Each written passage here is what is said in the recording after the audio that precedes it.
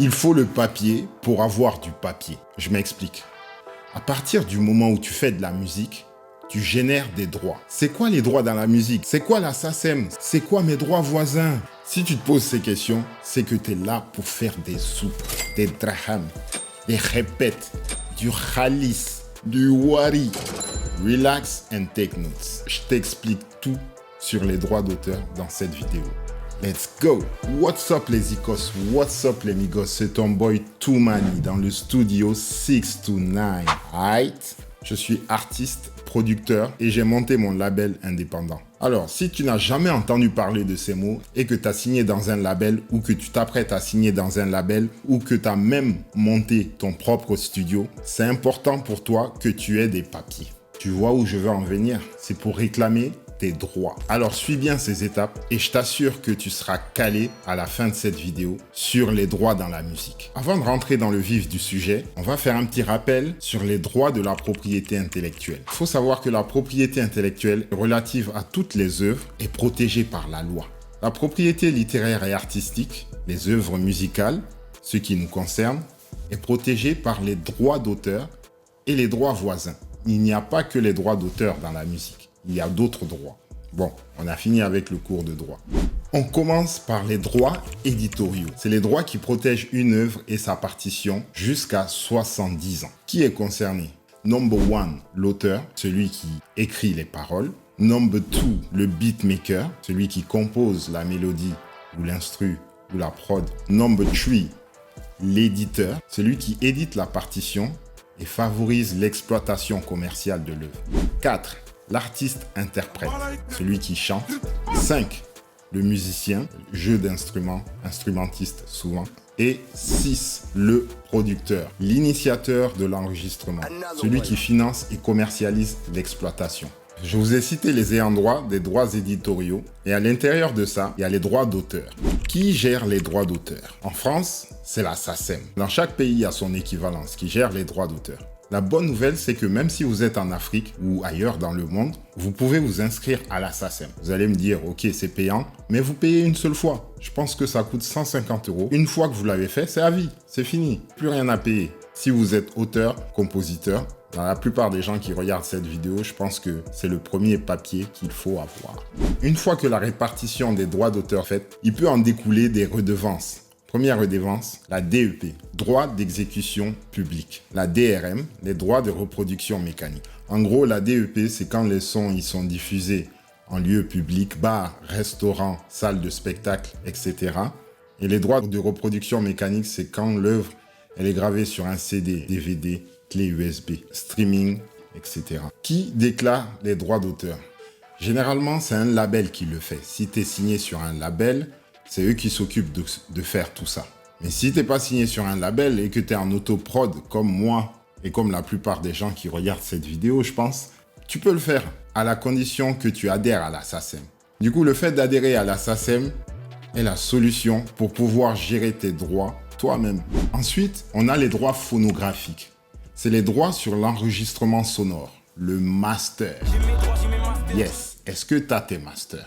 Le propriétaire du master, c'est le producteur. C'est celui qui finance la fixation de l'œuvre, les heures de studio, l'enregistrement, le mix, etc. Donc si tu fais de la musique chez toi, de ton ordi, tu as composé, tu as monté ton propre studio, tu sors tes sons, félicitations, tu es un producteur. Ensuite, on a les droits voisins. C'est quoi les droits voisins? Les droits voisins ont été créés en 1985. La fameuse loi Lang. Monsieur Lang. En parallèle des droits d'auteur, les producteurs et artistes-interprètes génèrent des droits dits droits voisins. Ils reçoivent des redevances liées à l'exploitation publique de l'enregistrement sonore. Pour les producteurs, il y a deux sociétés de gestion collective, la SCPP et la SPPF. Pour percevoir vos droits, il faut choisir l'une des deux.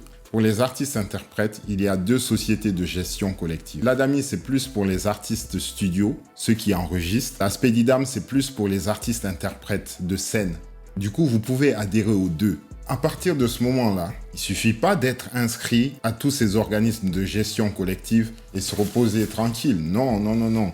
Il faut tenir un catalogue maintenant. Tu dois déposer tes codes ISRC à la SCPP et gérer maintenant ton catalogue. Tu te rends compte que tu as un catalogue de sons à défendre et à bien faire en sorte que les œuvres soient exploitées, bien déclarées à tous ces organismes pour que tu puisses toucher tes papiers. Et c'est ça justement qui bloque les artistes. Le fait d'avoir tous ces dossiers à gérer, ils en peuvent plus. Ils pètent les plombs et ils se disent « Ah non, ils vont pas pouvoir tenir ». Donc soit ils s'associent à un label ou soit ils prennent des conseils avec des gars expérimentés et des personnes expérimentées comme moi. J'ai un gros catalogue maintenant que je gère depuis longtemps avec mon DA. Je peux mettre cette expérience à votre service. Si vous avez besoin de conseils et de suivi pour l'exploitation de vos œuvres, n'hésitez pas à me contacter. Je vous donne toute cette expertise gratuitement. J'ai activé les super thanks. Donc, les gars, n'hésitez pas. C'est le geste qui compte. Si vous n'êtes pas inscrit à tous ces registres-là, vous ratez plein de choses. Il y a des aides à la création, à la production. Il y a des subventions qui sont là pour vous. Et si vous n'êtes pas inscrit, vous ne pouvez pas en bénéficier. Bon, tout ça, c'est bien beau, Toumani, vous allez me dire. Mais là, il faut vendre. Maintenant que tu es propriétaire de ton master, il faut distribuer ton œuvre pour qu'elle soit diffusée et qu'elle génère des droits. Il y a la distribution physique, CD, vinyle, poème, etc.